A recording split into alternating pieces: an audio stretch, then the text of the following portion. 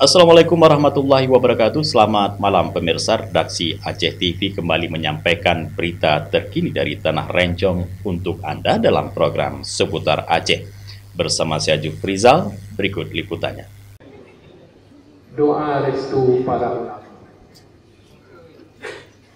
Cukup bermakna dan hana beratna karya Tanyo dan Rutin Bergua Syariah. Dalam sambutannya, Gubernur menegaskan bahwa pilkada telah usai. Kini saatnya pemimpin terpilih bekerja untuk seluruh masyarakat tanpa membedakan kelompok tertentu. Muzakir Manaf juga mengingatkan pentingnya menjaga harmoni antara eksekutif dan legislatif agar pembangunan berjalan efektif. Ia meminta pemerintah daerah menggandeng akademisi dan pengusaha guna memperkuat ekonomi Nagan Raya. Sementara itu pemirsa, Bupati Teku Raja Kembangan menyoroti potensi Nagan Raya sebagai pusat pertumbuhan wilayah Barat Selatan Aceh.